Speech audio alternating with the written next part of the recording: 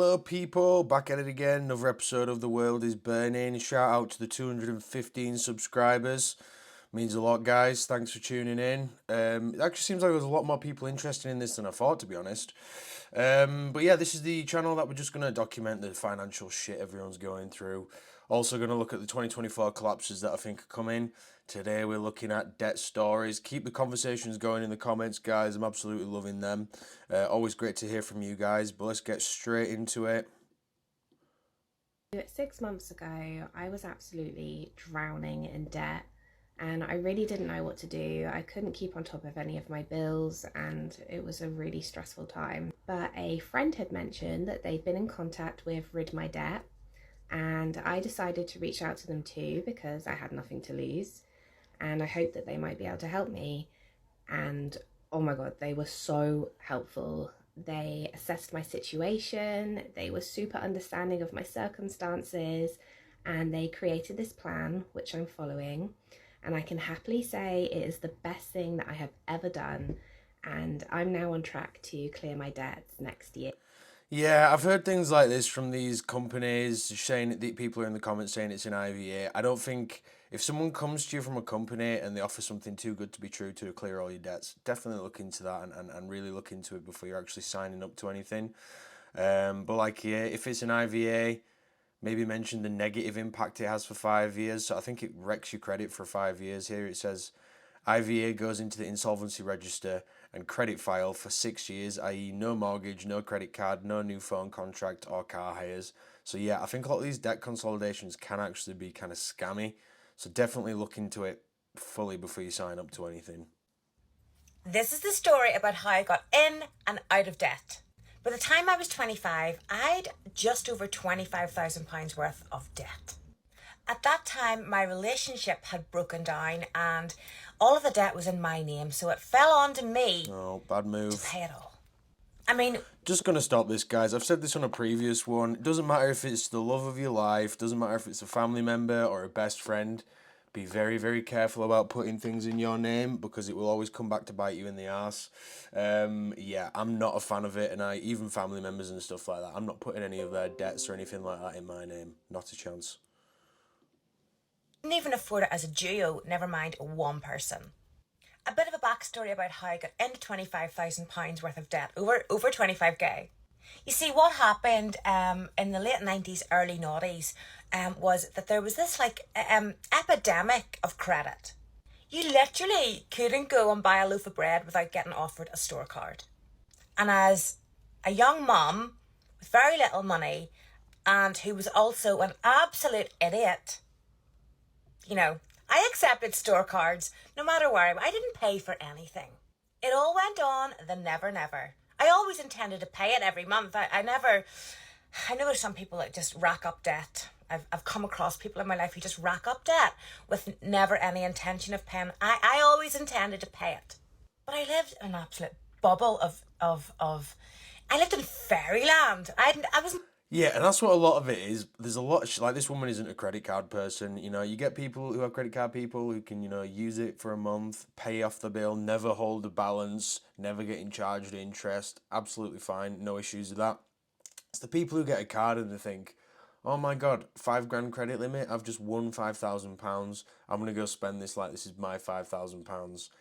Terrible mindset to get in. This definitely isn't a credit card person. She might have changed her ways now, but back in then, yeah, she was living in fairyland. going to be able to pay it.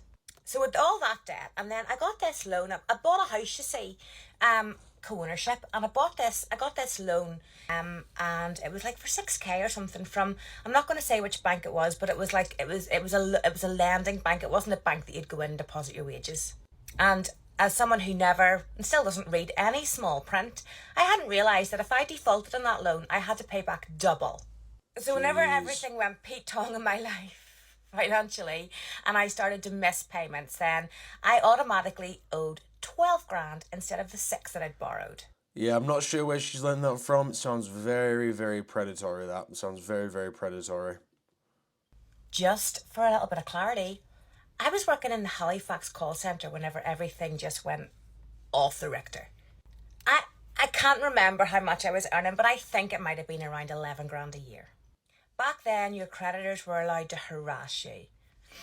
Once they got wind of me working in the Halifax bank, then they phoned the bank and told them that I was in financial crisis, and you weren't allowed to be. I don't know if you are now, but you weren't allowed to be defaulting on loans, etc., while working for a bank. So I was told that I was at risk of losing my job. I was a single parent. I ended up losing my house because I couldn't afford to stay in it. I got an IVA, and for 5 years I pretended that it was all okay. But it wasn't. The IVA wasn't touching the sides. It was only just covering the late payment fees that were still on the accounts. There was just this miserable cloud of debt following me. In my very early 30s, my mum and dad gave me some money and I made a deal with my creditors. And I will never do that again.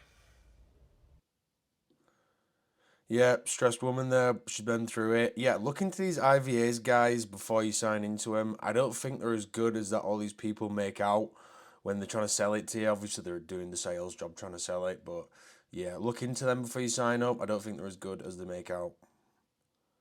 Guys, can we talk about debt?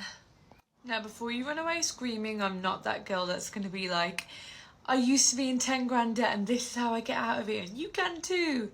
Because I'm still in 10 grand debt and I have no idea how to get out of it. So it all started when I was 19. No, seriously, I was 19 and I was going to uni and I got a student overdraft of £500. I was raised by a single mom, so when it comes to family help, I do. Yeah, if leave me a comment if you're a student and how much are you in your overdraft? Are you using your overdraft? Because when I was a student about 8 years ago, that was just all the rage. Everyone was like 2 grand in their overdraft, a grand in their overdraft. I always stayed away from it because I kind of had a good idea about what debt was. But yeah, leave me a comment if you're a student. I kind of think that's almost predatory, the overdrafts for students. Leave me a comment, guys. Get that. When I was going to university, I obviously had to buy a lot of things for moving out, and my kind of key to that was I'll just spend my £500 overdraft, and when I get my loan it will all work out. So I, like a lot of other students, went to like IKEA and B&M and all that, and I bought all my bed sheets and everything I needed for uni, and I blew through that £500 pretty quickly and pretty easily for all of my kitchen stuff and everything that I needed. Books, I was doing an English degree, so I had to buy a lot of books. So before I knew it, I was minus £500 into my bank account. Now when my loan came in, I, again, like any uni student, didn't really think too much about the £500. It kind of, in my head, it was paid off. But this was my first experience living outside of the house. Like, I thought having like £1,000 to last a semester was easy. That didn't last very long at all. Now, if you watch my channels, you'll probably get a bit of a gist of who I am. I'm not a party girl. I didn't go out too much. Like, I used to go to karaoke mostly, so alcohol wasn't really the factor. But the thing that got me at university was food. Your girl loves food. Now, growing up with not a lot of money kind of leaves you with this mindset of like, when you do have money and you finally get that bit of freedom and just a chance to be yourself in the world, you don't really know about boundaries, like when you should stop and things like that, or at least that was my experience. I've never really been a fiscally responsible person, and judging by the fact that I'm still in 10 grand debt, I don't think I am, but I do have a different perspective now. To cut a long story short, I went through uni, and every time I ran out of money, I extended my overdraft to 1,000, 1,500, and then 2,000. Before you knew it, I was in £2,000 debt. Well, my overdraft was minus 2,000. So even though I worked a lot at university, every single time I got paid, I just couldn't manage to get out of that minus streak. Like, everything I got paid went into my bank account and went into the minus, and it was impossible. Well, it felt impossible to get out of it. When I graduated university, I moved back home and I was minus £2,000, and I had no job, but I did have a degree. And I was very, very lucky to get a really good job out of university. And when I say really good job, nothing too major. I think for the most of the time for the majority of after I left university, I was on maybe 22k. And honestly, if you watch my channel, I don't want to talk about it too much, but as you know, I was engaged at the time. And yeah, I just, again, stupidly spent a lot of money doing a lot of things, money that wasn't mine, when I really should have just knuckled down and paid my overdraft off. And then to keep up with my ridiculous spending habits, I found credit cards. Okay, this is getting super long. Let me know if you want a part two and I'll go into depth and explain. Yeah, and here's the thing: students get a rough deal. I mean, I know people say, "Oh, you should look at the degree before you go in," and you really shouldn't do an ROI calculation of that. But even if you get a good degree, you're coming out with student debt. You're gonna get hit with a lot of them are coming out with actual debt from just trying to live from university, and then they're getting these jobs. Like she said, I got a good job. It was 22K. If you're coming out with debt and you've got to service all these bills and then you got to live and rent and do all this stuff as well, 22K ain't even touching the sides. I racked up $40,000 in Jeez debt, and here's Louise. why. And for those who don't know me, my name is Rachel Primavera. I live in New York City, and I am a bartender here in Manhattan. And I am currently still $40,000 in debt. Jeez Louise. So So this all much. started when COVID began, and I lost my job. I didn't have any income. I didn't know if I was ever going to have income again, and unemployment was not happening. It took me 6 weeks to get unemployment, which I know isn't that bad to compare to others who took months. But for me, like, I was just so stressed out. I couldn't make my car payment. I couldn't make my credit card payment. I was very, very stressed and thinking, oh my gosh, I don't ever want to feel this way again. I need to learn how to make money for myself and not have to depend on a boss or other people. So that's when I tried affiliate marketing, and I bought a $5,000 course and tried it for a couple of days. Yeah, guys, just gonna pause this here. Anyone offering courses for 5 grand, 10 grand, this, that, and the other, be very wary about signing up from a lot of them are scammers. We all know it. We all know the scammers. They're just trying to take your money. They don't give a shit about you, whether it works or not. They just want your money, and then they'll dip out on you. See where she 10 goes with days, this. 20 days. And I just didn't make any money. Yep, you got scammed. Then I thought straight maybe up. this isn't for me, so I tried a $12,000 course for Jeez sales calls, and I thought I Louise. could just earn commissions by being on the phone. And See, this is a perfect target for a scam. A $12,000 sales course. You would have been better just getting an entry level sales job and just like working for peanuts. You still at least making money. You learn how to do some sales. It's, I started on a really, really, really low wage in sales, and then you just work your way up from there. Don't be spending 12 grand on a sales course. That's just got scam written all over it to me. Let me know in the comments what you think. do it at my own time every week, and just get these high ticket closing jobs and be able to persuade people to buy whatever it is I was selling. And but no, it never happened. So fast forward to 2021, when me and my roommate decided to move to the city. And I'm pausing it again, guys. Yeah, if you're in debt, I don't think you have the privilege of moving to the city. You've got to deal with the debts first, and then if you're in a good position, then you can move to the city. Because living in Manhattan or living in one of these big metropolitan cities, the taxes are through the roof, pricing's through the roof, renting's through the roof. If you're not in a good financial stable position, that is going to be a nightmare for you. everything was great. I got a job right away. COVID was still a thing, but people were going out to eat. I was making good money, and I was like, okay, let me try another course. I think it was like done for you. I think, I don't know, digital products. I have no idea. I don't remember, but I've done so many. And I think I tried a couple of other affiliate marketing. I've tried clicking, and oh my gosh, I've spent so much money on my credit cards on all these courses. Yeah, and she's financing all this on credit cards, so she doesn't even have the cash to go on these courses. She's putting it on credit cards. She's going to be maxing out the credit cards because these aren't cheap courses, and then she's paying interest on that as well. So this is the least the least intelligent way to go around getting on these courses. I'd stay away from them altogether, people. In all honesty. So now fast forward to beginning of 2023, and I'm realizing, oh my gosh, I am 40 grand in debt, and I can't keep up with these payments, and I am financially stressed. I started to go into a big depression, and had a really hard couple months, just crying all the time, having negative thoughts, having really deep bad thoughts. Then I found my way into these manifesting courses and started learning about affirmations, started learning about mindset, and listening to these podcasts about mindset, and just listening to all these gurus, and being a better person, being a kinder person, a more compassionate person, and learning about law of attraction. And it got me really going, and it got me to feel better, and made me realize, okay, now that I have the mindset, now that I'm meditating, now that I feel better about myself, and I know I can do it if I just believe in myself, I will try one more course, and this Oh will be God. the last course. And that was a $8,000 day trading Oh course. my God. I didn't. So I haven't watched any of these previous to seeing them with you guys. I'm watching them fresh. This girl is giving all her money away to courses. If she says that this works out for her, we're gonna have to skip. course was a 10-week course that promised 10,000 a month after you're done with the course. And I believed it because I believed in myself. And unfortunately, it didn't work. Of course, it didn't work. So it starts not working. I'm having trouble at work. I'm losing my will to live at this point. I just Oh don't God. know what else I can do. I just start believing I'm just one of those people that just can't make money, that will never have the life of my dreams.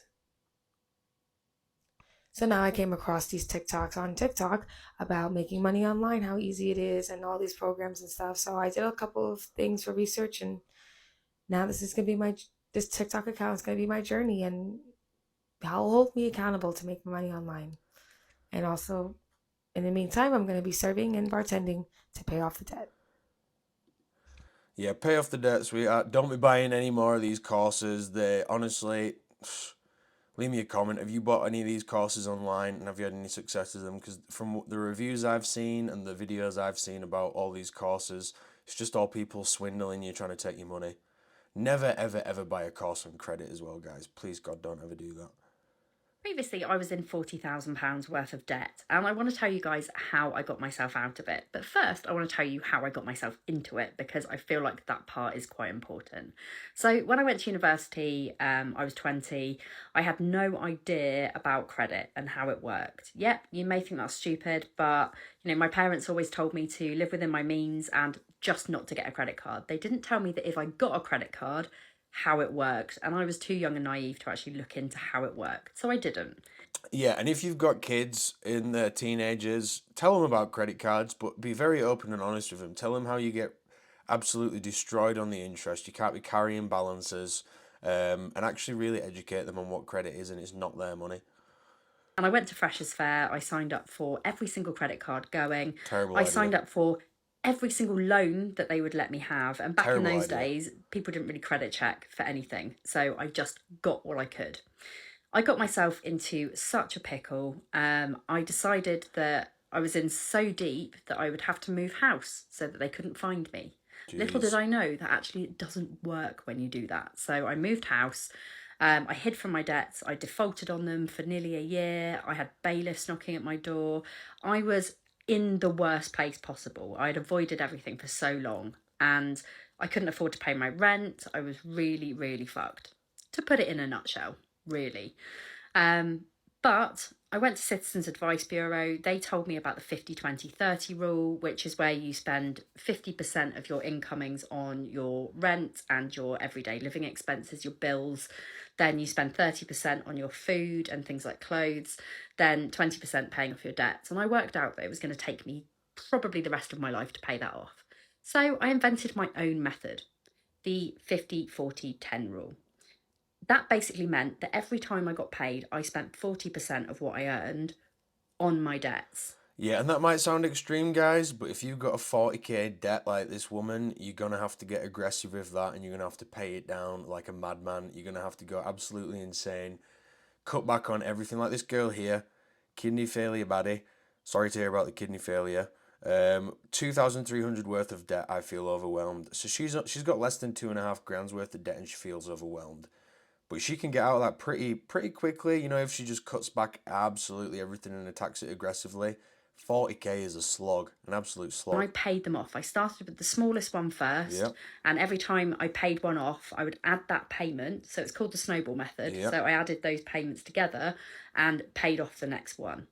It took me 6 years, and I had to massively change my Fair shopping play, habits. nice. So I started yellow sticker shopping. I started hunting for clothes in charity shops.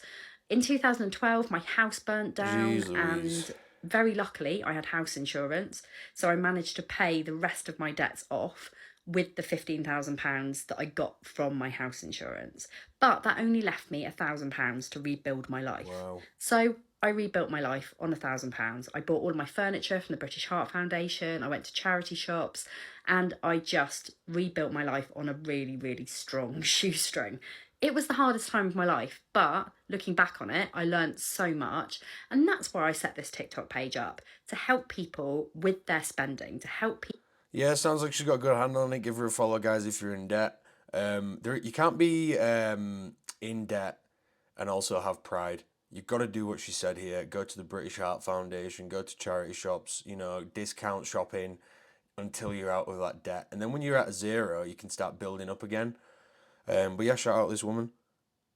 Here's the story of how my husband and I paid off over $111,000 Oh of debt my on 2 God. teacher salaries. So much The first debt. thing we did was total up all of our debt. We needed to know exactly how much debt we had. Then we totaled up our monthly minimum payments. As soon as we knew where we stood, we decided which Look at that credit card. 1, 2, 3, 4, 5, 6. Why have people got that many credit cards? Insane. to pay off our debt. With a plan to follow, we learned how to write a budget so that we could send any extra money to our debts. To get to our goal, we decreased expenses and increased our income. Basically, we cut back on our spending and took on side hustles when we could. Yeah, and see how these guys are writing it all out, guys? If you are in debt, you really have to go down to the bare bones, write everything out, look at exactly where your money's going, what debts you've got, this, that, and the other. And you really have to, treat it as a job almost to get out of this debt. Let's do another one. Maybe not. So I've been very honest on here from day one. I've kind of been upfront about everything that I've done and owing people money and stuff down through the years. I've also been very open about the fact that I've paid back probably 99% of my debts related to gambling. And the reason that it hasn't been 100% is because I've lost contact with some of the people, friends and so on like that I would have borrowed money off years ago. Recently, and when I say recently, I mean like 2 days ago, I believe, someone that I owed money to found me on TikTok. His name is Brian. Basically, to give you a very quick background, I borrowed money off Brian back when I was 21, which would be nearly 14 years ago now. Me and Brian used to play poker in the local casino, and I borrowed €2,500 off Brian, and then I went missing. I kept avoiding him. I didn't pay it back, and kind of time passed, and yeah, it never got paid back. I never really thought of Brian since. He never really entered my head. It was so long ago. But anyway, basically, Brian left a comment on one of my videos a few days ago, and the comment kind of stood out to me. I didn't know it was Brian at the time, and I went into his page and I saw the name, and immediately I was like, shit, I owe him money. So I made contact with Brian. It took a few days to get hold of him, but finally I did. And I suppose part of being in recovery still, and things are good for me now. I'm enjoying life. Everything's going well. But every once in a while, something will pop up from my past. Remember, I did so much wrong, so much. I hurt a lot of people. I borrowed money and stuff like that. So every once in a while, something will pop up and be like, Yeah, shout out to this guy for actually being a decent human being and trying to sort out his debts. This is why I don't like lending money to friends and family and things like that, because you can actually lose someone from your life, especially if they've got like a bit of an addiction, whether it's drugs, alcohol, gambling. God, gambling is one of the worst ones that's hitting people right now. And you just don't want to ruin these relationships over gambling debts. So shout out to this guy for actually going out and making right what he did wrong. That's something coming back to bite me in the ass. So I made contact with Brian. I wanted to give Brian a call first, just to chat to him and just apologise over the phone. Brian wasn't comfortable with that yet, which is totally understandable. I mean, he's been waiting nearly 14 years for his money. So I have now transferred Brian the full amount that I owed him. And I've also kind of texted Brian and just said, look, I'll send you the money. Once you receive the money, if you want to have a chat, perfect, we'll have a chat. If not, that's perfectly fine too. Brian doesn't owe me anything in terms of accepting an apology from me, but I do want him to know that what I did back then was wrong. I shouldn't have borrowed money. Well, borrowing money was fine, but I shouldn't have not paid it back and gone missing and so on like that. So I'm going to show you proof that I've paid Brian back. That's a debt going back nearly 14 years. Yeah, shout out this guy. It's nice of him actually paying that back. We'll do one more, then we'll get out, guys.